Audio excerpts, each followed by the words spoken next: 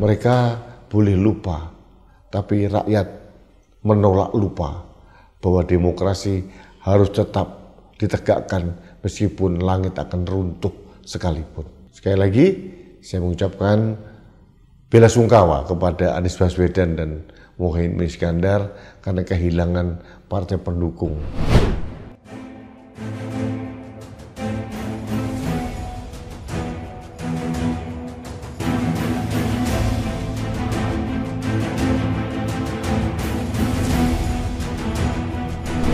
Halo sahabat Indonesia, kita bertemu kembali dalam Opini Rudy edisi hari Senin tanggal 25 Maret 2024. Sahabat Indonesia, bisa kita bayangkan nasib Anies Baswedan dan Muhaimin Iskandar terluntar-luntar, terkatung-katung pada saat mereka protes ke MK dengan gugatan dari tim hukum Amin. Pada saat yang bersamaan, partai pendukungnya, Nasdem dan PKS, sudah lempar handuk putih, menyerah, mengakui Prabowo Subianto sebagai presiden, dan bahkan Prabowo pun sudah datang ke Nasdem. PKS, Nasdem sudah lempar handuk. Artinya PKS dan Nasdem tidak lagi mempunyai legitimasi untuk protes terjadinya kecurangan pemilu dari hulu sampai hilir.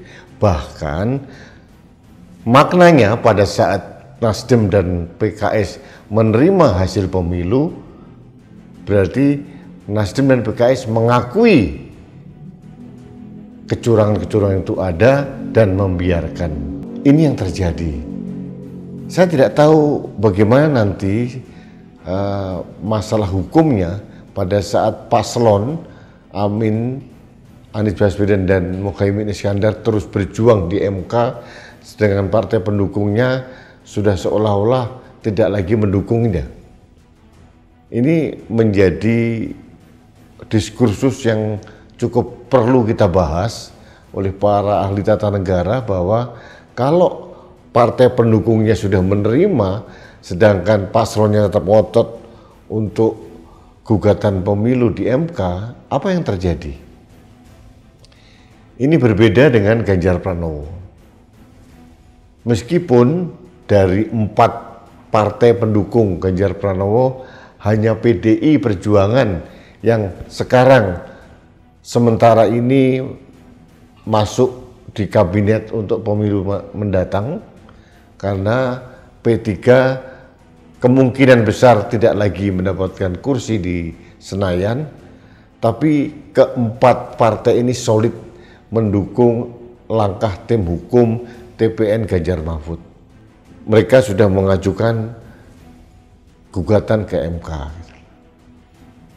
Yang sudah pasti dengan Nasdem kemudian PKS itu sudah lempar handuk, artinya memang kemungkinan besar hak angket di DPR akan gembos atau layu sebelum berkembang. Itu yang kemungkinan akan terjadi. Ini realita politik yang menyakitkan, bahwa rakyat Indonesia dikadali oleh para politisi.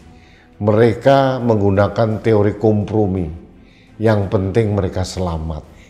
Ada kabar katanya Partai Nasdem langsung lempar handuk karena beberapa petinggi atau orang dekat dengan petinggi Nasdem diperiksa KPK terkait dana Syahrul Yassin Limpo atau mungkin hal-hal yang lain.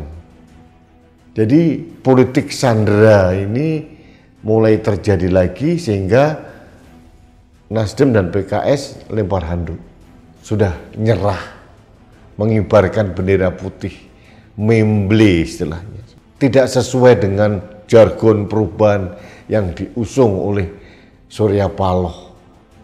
Restorasi politik Indonesia, Belgedes, Pret, nggak ada artinya apa-apa. Semuanya oportunis, semuanya pragmatis, ingin menyelamatkan diri sendiri. Rakyat dikadali, rakyat dibodohi lagi untuk yang kesekian kalinya. Ini pembelajaran buat rakyat untuk hati-hati, cerdik, memilih dan memilah siapa partai yang benar-benar murni, jujur, mengangkat aspirasi masyarakat, atau sekedar bahasa-bahasa lamis, bahasa-bahasa yang merayu dan akhirnya kita ditinggalkan. Mereka berjanji, mereka pula yang mengingkari. Di awal-awal Nasdem, PKS, PKB solid mendukung Anies, melakukan gugatan di MK.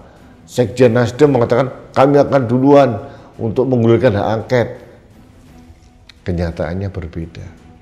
Partai Nasdem, PKS sama saja.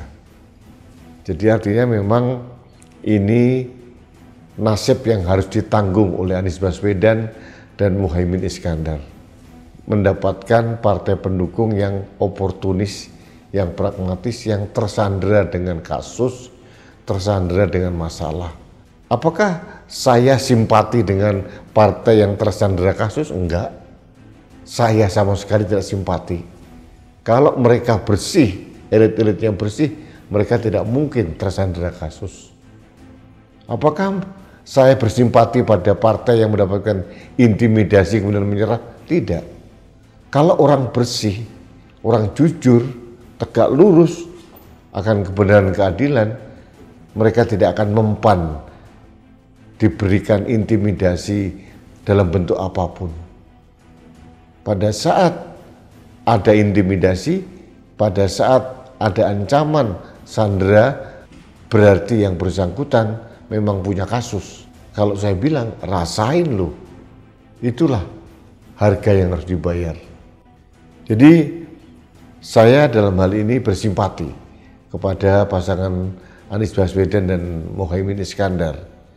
Apalagi kita melihat partai PKB, Partai Kebangkitan Bangsa pun sedang digoyang oleh kekuatan oligarki di Indonesia ini. Ini partai yang sedang diacak-acak, kemudian Muhaimin Iskandar kalau tidak bisa ditekuk itu akan dikudeta dengan cara apapun lah. Cara konstitusional atau cara ancaman penjara. Bisa jadi apa saja akan dilakukan. Ini sudah seperti partai komunis. Semua kekuatan bertumbuh pada satu tangan. Seperti komunis Cina kalau insya Allah. Cuma mereka lupa bahwa demokrasi ini kita bangun, kita tumbuhkan hasil dari keringat, darah, dan pengorbanan pejuang-pejuang reformasi. Ini yang harus kita lawan. Mereka boleh lupa, tapi rakyat menolak lupa bahwa demokrasi harus tetap ditegakkan meskipun langit akan runtuh sekalipun. Sekali lagi, saya mengucapkan bela sungkawa kepada Anies Baswedan dan Muhaimin Iskandar karena kehilangan partai pendukung. Jalan terus di MK, masalah legal standingnya seperti apa nanti itu menjadi bagian dari ahli tata negara untuk membahas lebih lanjut. Baiklah sahabat Indonesia, terima kasih Anda telah mengikuti Opini Rudy. Kita bertemu kembali dalam Opini Rudy selanjutnya. Salam satu Indonesia, salam Pancasila, salam Indonesia yang berintegritas. Saya Rudy S. Kamri.